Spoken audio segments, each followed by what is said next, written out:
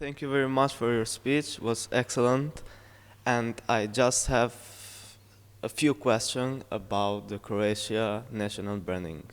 You mentioned three advantages about Croatia, that it's easy to travel to go, it's a safe country, that this should be mentioned, and had a lot of islands that make it beautiful, like relief. I have been in Croatia a lot of time, and I really love that.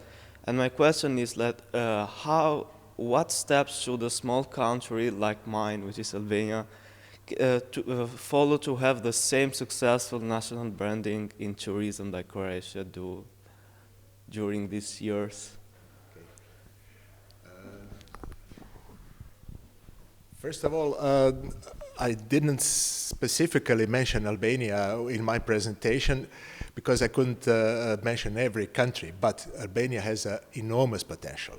It has a long coastline, a wonderful stable climate, and something that you must preserve, and that is clean nature. Albania will be building capacities, hotels, resorts, private accommodation, houses, anything, but it is very easy to spoil the nature. Once when you spoil it, it's no turning back. So while promoting and branding, you must see what your strong points are. And the strong point is not the tradition, because you didn't have tradition in Albania due to different reasons. But you have untouched nature, sandy beaches. We have mostly rocky beaches. You have people who are friendly and open, and you have accession which is relatively easy. You will get the infrastructure, don't worry, sooner or later. And the strong points can be nature, not too much concrete on the coast, on the beaches, and you must think of what other elements are. Security, safety, surely one of them. Yeah. Okay. Thank you. Still on tourism, I just wanted to ask if the recent, the current situation with refugees, if it's going to have any impact on tourism in Croatia, maybe positive or negative. So, what are your thoughts on the refugee crisis? I will not speak about refugee crisis in general because it is a big topic and it would take us hours.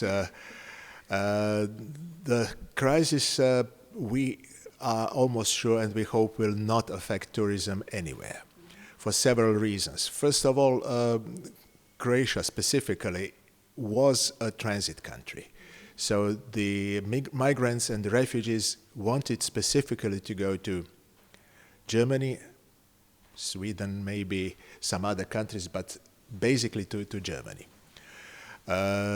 Secondly, they were just in transit through a railroad in the northern part of the country, so the biggest tourist areas were not affected at all. Whatever happens, now the borders are practically closed.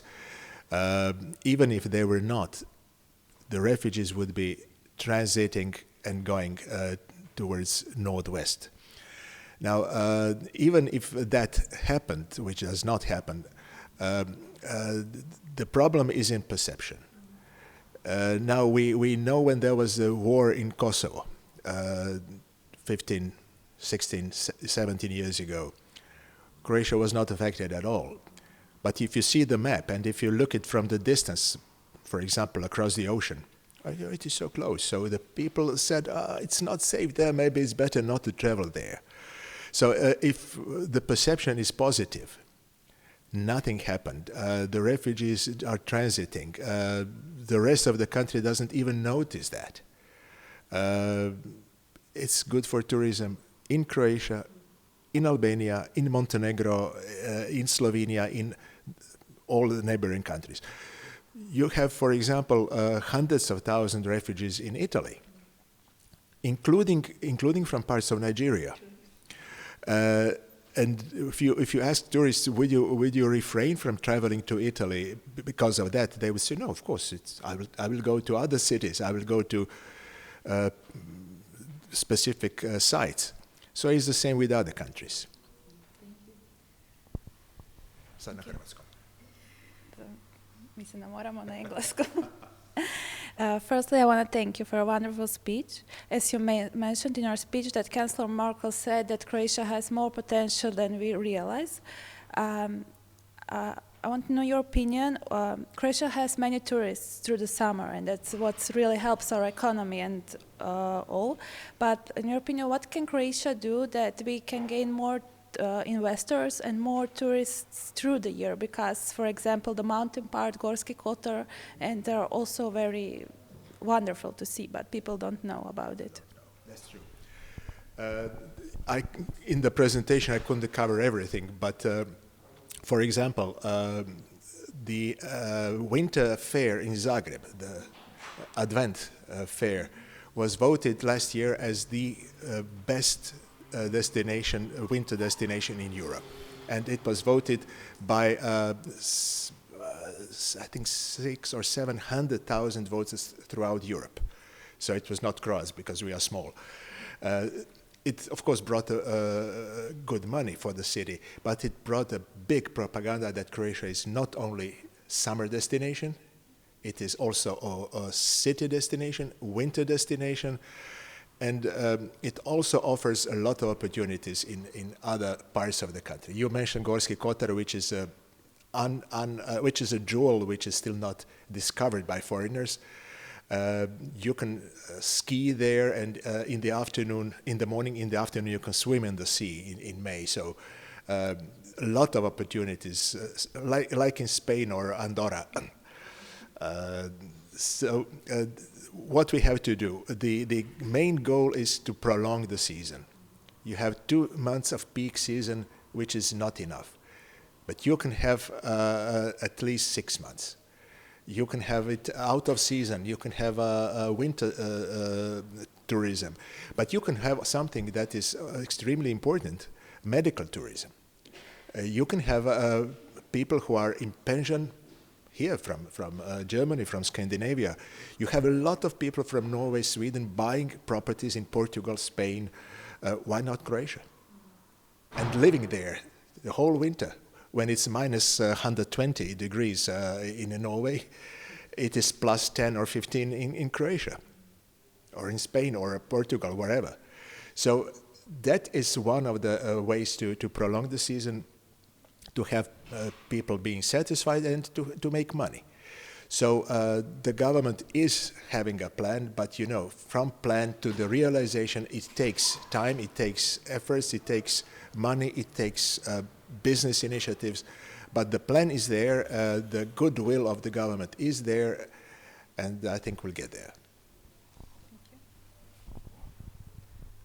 My final question is about, again, tourists, and I was wondering about all these tourists every year.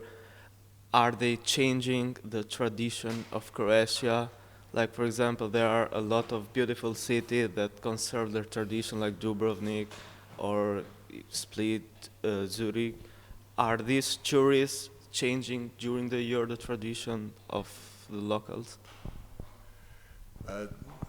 Not really. Not really, although you mentioned Dubrovnik, which is a specific case. It is a well-known city, and everybody goes there and all the year through. So in the summer, you have so many tourists that you practically cannot walk the streets, in spite of the high temperatures. So that changes the picture of the city in July or August. But out of season, of course, the city lives a normal everyday life with all the traditions, with big festivity of St. Blasius in February for over 1,000 years every year. So it doesn't affect it in that way. But of course, every city, no matter how big it is, in the summer season changes the face because you have many more tourists, foreigners in the streets, and of course it is visible. but the whole world is interacting more and more and more and more. So the changes, even without physical presence, are occurring, are going on. And it is unstoppable, and basically it is good. It is good because it's, in spite of all the problems we are aware of, connecting people and making them learn and know each other is a good process. My final question, like you said some few minutes ago, there is more like digitalization, and does it have an impact on tourism in the sense that there's competition between and among countries for tourists? So first of all, are there specific plans put in place by your government for the future to attract more people, and also how are you using the digital revolution to help in that regard? Yes, in fact, you put a question which has an answer in it. Yes, of course, every government does it, including Croatian. You cannot attract guests now by just advertising on this tree across the street. It doesn't work anymore. So yes, digitalization is a conditio sine qua non, and the government does have a plan, does have investments, and of course here in Germany they all speak about Digital Revolution 4.0 and so on. We are not there yet. Many other countries are not there yet. But this process of advertising and doing business through internet, of course, is well underway. The government is supporting, investing money. Foreign companies are investing. And the situation in Croatia in that respect is good, with a tendency to be even better.